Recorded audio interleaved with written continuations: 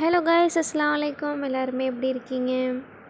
என்னடா ஸ்டார்டிங்கே வந்து வெங்காயம் கட் பண்ணுறது இந்த மாதிரி காமிக்கிறேன்னு பார்க்குறீங்களா? இன்றைக்கி வந்து ஒரு விருந்து சாப்பாடு தான் நம்ம ரெடி பண்ண போகிறோம் இல்லை, நான் ரெடி பண்ணினேன்.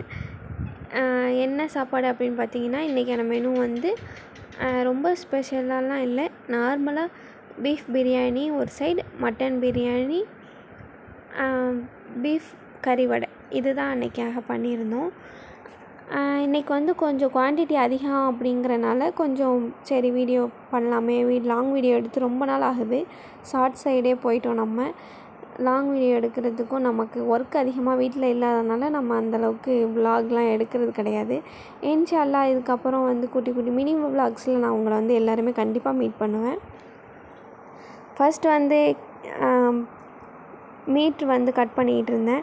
பீஃப்மே வந்து ரொம்ப பெரிய பெரிய பீஸாக இருக்குது அப்படின்னு சொல்லிட்டு அது எல்லாமே சின்ன சின்ன கட் பண்ணிவிட்டு ஃபஸ்ட்டு கறியை தனியாக வேக வச்சுக்கலான்னு சொல்லிவிட்டு பீஃபை வேக வச்சுட்டேன். இன்னொரு சைடு பார்த்திங்கன்னா, முன்னாடியே அம்மா வந்து மட்டன் வேக வச்சு எடுத்துட்டாங்க. ஸோ அந்த மட்டன் பிரியாணி ரெடி பண்ணிடலாம் ஃபஸ்ட்டே அப்படின்னு சொல்லிவிட்டு அந்த பீஃப் வேகிற கேப்பில் இதை நான் ரெடி பண்ணிக்கிட்டேன். இந்த இலை வந்து எத்தனை பேருக்கு தெரியும் அப்படின்னு எனக்கு தெரியல. இது பேர் வந்து ரம்ப இலைன்னு சொல்லுவாங்க, சோத்து இலை அப்படின்னும் சொல்லுவாங்க. இது வந்து நம்ம நான்வெஜ் பண்ணுற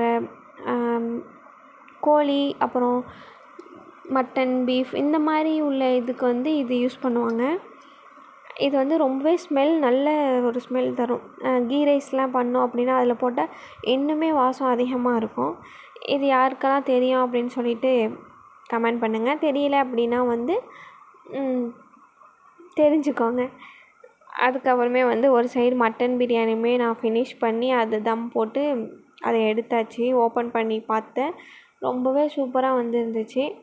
இன்னொரு சைடு பை சைடு அப்படியே கொஞ்சம் கொஞ்சம் இந்த பிரியாணி கொஞ்சம் வேலை, அந்த பிரியாணி கொஞ்சம் வேலைன்னு சொல்லி இப்படியே பார்த்துக்கிட்டு இருந்தேன்.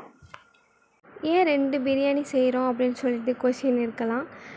ஏன் அப்படின்னா வந்து பீஃப் பிரியாணி சாப்பிடாதனால ஒரு ஆளுக்காக மட்டும் நாங்கள் வந்து மட்டன் பிரியாணி கொஞ்சமாக பண்ணிக்கிட்டோம். இந்த வேலை எல்லாமே முடிஞ்சதோடே கையோட வெசல்ஸ் எல்லாமே நான் வந்து அப்படியே வாஷ் பண்ணி வச்சுட்டேன். ரொம்ப எல்லாமே சேர்ந்துருச்சு அப்படின்னா வந்து ரொம்ப நமக்கு டென்ஷன் ஆகிடும்.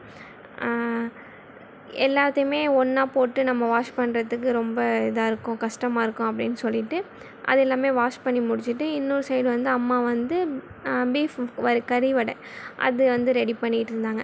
ஃபைனலாக எல்லாமே ரெடி ஆகிடுச்சு. பீஃப் பிரியாணி, மட்டன் பிரியாணி, அப்புறம் ஆனியன் ரைத்தா, அப்புறம் வந்து கறி வடை, இது தான் அன்றைக்கான மெனுவாக இருந்துச்சு. இது எல்லாமே செஞ்சது வந்து அவ்வளோ பெரிய விஷயம் கிடையாது. ஒன்றா உட்காந்து சாப்பிட்றது அப்படிங்கிறது வந்து ஒரு தனிப்பட்ட ஒரு சந்தோஷம். ஃபேமிலியில் உள்ள எல்லாருமே ஒன்றா உட்காந்து சாப்பிட்றோம் அப்படின்னு. ஆனால் ஒரே வாழை இலையை வெட்டி அதில் எல்லாருமே ஒன்றா உட்காந்து சாப்பிட்றோம் அப்படிங்கும்போது அது அதை விட பெரிய சந்தோஷமாக நான் நினைக்கிறேன். ஏன் அப்படின்னு பார்த்தீங்கன்னா, இது வந்து இந்த மாதிரி சின்ன சின்ன ஹாப்பினஸ் வந்து நம்ம வந்து எல்லாமே யோசிக்க மாட்டோம்.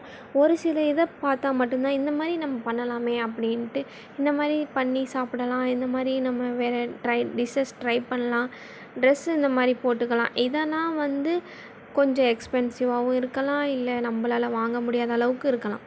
ஆனால் இந்த மாதிரி ஒரு இலையை கட் பண்ணி எல்லாம் உட்காந்து சாப்பிடலாம் அப்படிங்கிறதுக்கு நம்ம எந்த ஒரு செலவும் பண்ண போகிறது கிடையாது, எந்த ஒரு இதுவும் பர்மிஷனும் கேட்க போகிறது கிடையாது. ஸோ இந்த மாதிரி சின்ன சின்ன சந்தோஷங்களை நம்ம வந்து நிறைவேற்றிக்கணும் அப்படிங்கிற மாதிரி யோசித்து நான் இது சொன்னேன். ஆனால் இது செய்வாங்களா அப்படின்லாம் நான் யோசிக்கலை. பட் அது அந்த நேரத்துக்கு அது சுச்சுவேஷனுக்கு அது செட்டாக அமைஞ்சிருச்சு. இந்த மாதிரி எல்லாரோடைய லைஃப்லேயும் நல்ல ஹாப்பினஸோடு இருக்கிறதுக்கு அல்லாஹ்ட்ட துவா செஞ்சுக்குவோம். நெக்ஸ்ட் விலாகில் பார்க்குறேன்.